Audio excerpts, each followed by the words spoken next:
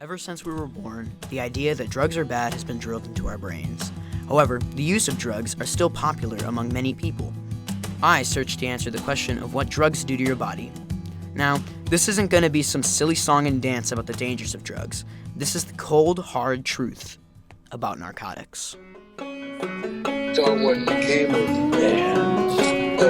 normal person became addicted to drugs or dependent on drugs and found out that they became basically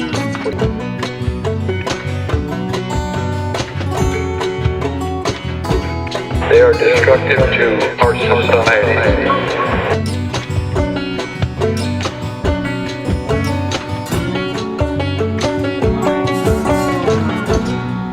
Drugs are bad for a plethora of different reasons. Usually, drugs in the beginning stage aren't as bad as the later stages, but obviously drugs are going to have effects on the body, particularly on the brain and the nervous system. And back in the 70s when PCP really became big, it makes you so you don't feel pain. It's also an hallucinogenic. It makes you react crazy. When you try to control the crazy acting person, they don't feel pain, so they don't conform to normal actions of control. PCP, or phencyclidine, is an anesthetic infamous for its harmful side effects and addictive nature. It affects memory, emotions, along with many other psychological effects. Physical effects can be as harmful as body numbness, dizziness, slurred or garbled speech, and even loss of muscle coordination and balance. This drug could literally turn you into a zombie. They cause a bunch of problems later on with specifically the brain, and more importantly, they cause problems with youth, specifically people under 25, because the brain hasn't developed yet completely. When somebody's under the influence, probably the biggest tell is their eyes, and that's the most accurate. Their actions is the way that their eyes respond. A lot of drugs create nystagmus in the eyes. Eyes are a very small and detailed type of muscle. They are the first things that are affected. So like usually fine motor skills, well, your eyes are a very fine skill that the body has to possess. Nystagmus is when you look to one side or the other and your eyes can't stay there, they bounce. OJJDP.ojdp.gov reads, substance abusing youths are at higher risk than non-users for mental health problems, including depression, conduct problems, personality disorders, suicidal thoughts, attempted suicide, and suicide.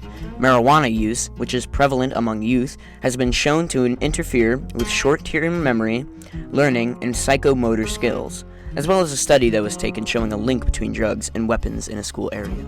Many of the drugs shown have been proven to be harmful, but most are preventable.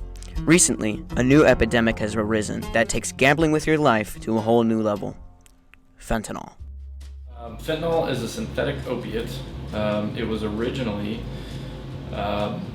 made for medical purposes, but now there are spin-offs of that, little knockoffs of fentanyl, like carfentanil. All I understand is that all drugs that are manufactured illegally, they don't have any quality control. It is significantly stronger than morphine or heroin. They don't have any dosage control, and people that get them don't even know what they're getting. 10, 20, 100 times stronger than your regular heroin. It is created in a lab, usually in China, and they ship it over. And people will get it by ounce weight. And to put that in perspective, 1/100th of a microgram is a lethal dose. And with fentanyl, I think a lot of people are getting something other than what they purchased. And they'll get drugs that are mixed with fentanyl, or they'll just get fentanyl and they'll use it, and it'll kill them. There's no quality control, and there's no dosage control. So if you got somebody who's buying some fentanyl, thinking it's an opiate, they're basically getting into something. It's gonna kill them or injure them, and people are unknowingly using it. So I had one final question for the two officers. I wanted to know how the heavy weight of drug knowledge has affected them. This is what they had to say.